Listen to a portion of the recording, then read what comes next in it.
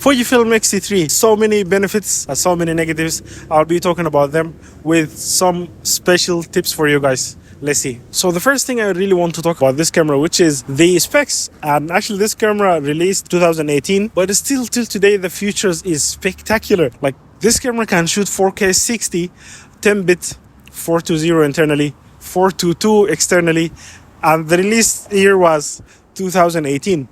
Till today, this 4K 60 10-bit is standard to shoot video, and you can easily shoot commercials and even big TV commercials and movies with this camera. That's why you can see the demand is high, whether here in Malaysia or in any other countries, especially Africa and Asia. Talking about the photography specs of this camera, 26 megapixels, and what I really like about this camera in terms of photography, the first thing which is it is fast. You can literally get up to 30 frames per second with electronic shutter, and with the mechanical you can get up to like 10 to 15.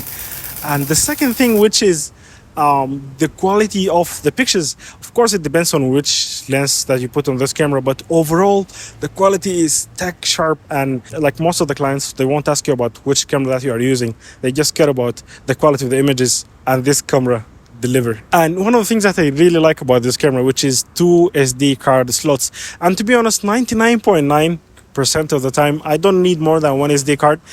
But the problem is those events, those functions that you cannot replace. As an example, weddings is just one wedding, right? What if anything happens to that SD card? And yes, it is like 0.01 probability, but like, what if it does? And this is a good solution to have 2 SD cards. One, as an example, in weddings, you can record simultaneously to those cards, and then after you finish, you keep one SD card one place, another card, you can submit or do whatever with it. And this is safety, especially if you're doing this professionally. And it's not just weddings, actually, like even corporate interviews, especially those chairmen, CEOs, COOs, it's not easy for them to replace or repeat what they said. So this is a huge factor to get the XT3. And let's break all of those positive pros with some of the negatives, and then we'll get back. So one of the negatives that I really don't like about this camera, which is the battery. It is small and it's not enough for professional work. Like if you just have like a 1 hour shoot, 2 hours shoot, you can. But like if you want to cover an event, 4 hours, 5 hours or more, it can do it.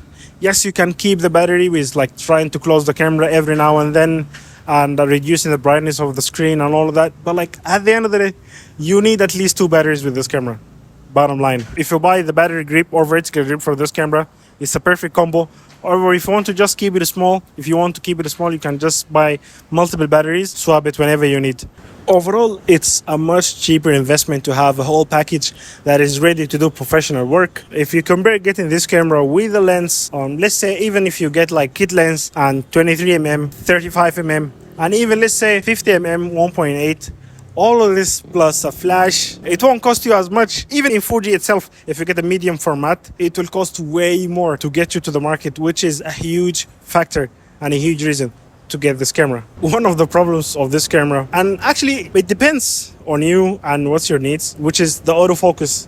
If you are shooting slow objects, and if you're shooting things that you are the one in control, like as an example, shooting products, portrait, then it's up to you. You take your time. If the photo is not in focus, you can just repeat. But if you're shooting stuff that move fast, like as an example, action photography, and to be fair, you can shoot sport photography with this camera. It has a very quick shutter, as I said before, but the problem is the success rate. The focus on this camera success rate it really depends on what you're shooting in the contrast of the area, but at the end of the day it's not as fast as the newest camera like XT5 as an example. The focus on that camera is much better, but of course more than twice the price. So it's up to you. Don't get me wrong, the success rate is very high, and actually also depends on the lens. If you are adapting lenses or using Fujifilm lenses, and also if you're using old Fujifilm lenses or new Fujifilm lenses, it really depends on the lenses that you use with this camera, and it can depend hugely. Like some lenses the focus is really trash, some lenses the focus is good. But the good thing that you literally can control the responsiveness and the sensitiveness of the camera. One of the reasons that people don't talk about much, which is the size. And this Fujifilm size is small. And like literally just now, the security just passed by us without talking. And that's a huge factor. I used to have another camera which is very big. The setup is big with the lens is huge. And even if I'm just shooting for fun or street photography, it is eye-grabbing too. The security guards come to ask you, you need a permission, you need this, you need that.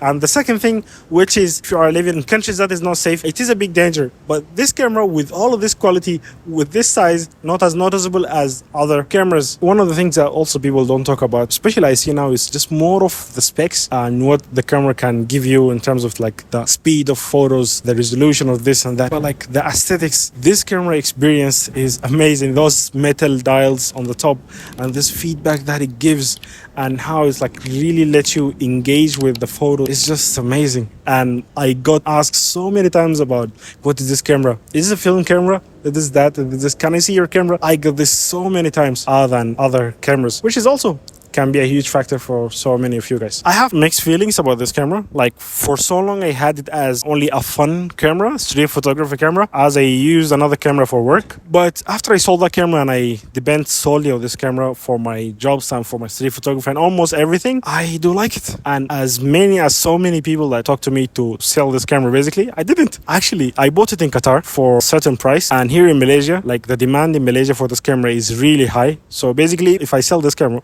I will get a huge revenue out of it. But I don't feel like I want to sell it. And I feel like it's amazing mix between fun and work. I'm looking forward to buy another Fujifilm cameras.